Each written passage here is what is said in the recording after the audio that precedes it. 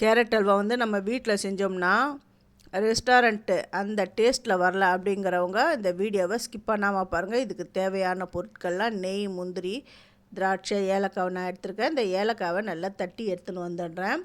ஸ்டவ்வை ஆன் பண்ணிவிட்டு நல்லா அடிக்கனமான ஒரு பாத்திரத்தை எடுத்து வச்சுக்கோங்க. இதுக்கு வந்து நெய் சேர்த்துக்கோங்க. நெய் சூடான உடனே முந்திரி, திராட்சையை இதில் சேர்த்துக்கணும். ஃபஸ்ட்டு முந்திரியை சேர்த்துக்கோங்க, அதுக்கப்புறமா திராட்சையை சேர்த்துக்கோங்க. முந்திரி லைட்டாக வறுபட்டு வந்தாலுமே போதும். முந்திரியை சேர்த்த உடனே திராட்சையும் கொஞ்சம் சேர்த்துக்கோங்க. இந்த திராட்சை வந்து நல்லா பலூன் மாதிரி வரணும். இந்த முந்திரி வந்து லைட்டாக வறுபட்டாலுமே போதும், இல்லைன்னா வந்து கரிஞ்சு போயிடும். நான் 1/2 கிலோ கேரட் எடுத்து திருவி வச்சுருக்கேன். அதை வந்து அளந்துக்கிறேன். 3 கப் துருவல் வந்திருக்கு. இதை வந்து இந்த நெய்யில் நல்லா வறுத்து எடுத்துக்கணும்.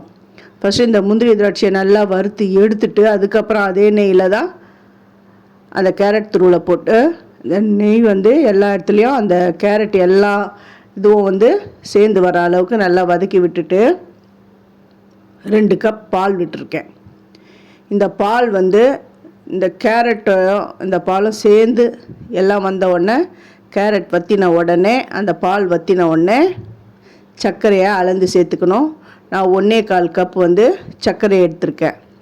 ஏற்கனவே கேரட்டில் இனிப்பு இருக்கும், அதனால் 1/4 எடுத்துட்டேன். நீங்கள் 1/2 கப் எடுத்துக்கோங்க. ஏன்னா இதில் வந்து ஒரு இன்க்ரீடியன்ட் சேர்க்க போகிறேன், அதனால் வந்து நான் 1/4 கப் எடுத்திருக்கேன். சர்க்கரை வேணுன்றவங்க, கொஞ்சம் ஜாஸ்தியாக வேணுன்றவங்க 1/2 கப் கூட எடுத்துக்கோங்க. சர்க்கரை போட்டோன்னே நல்லா இலக்கமாக வரும்.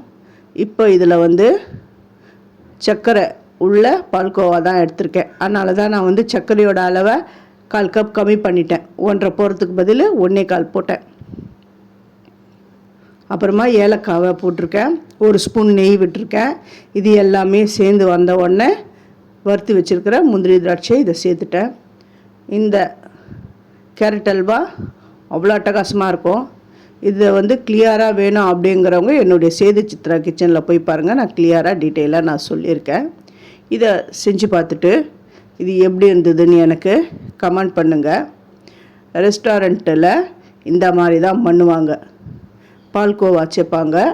நீங்களும் சேர்த்து பண்ணுங்கள். அது இல்லைன்னா கூட பரவாயில்ல, அது ஆப்ஷனல் தான். தேங்க்யூ.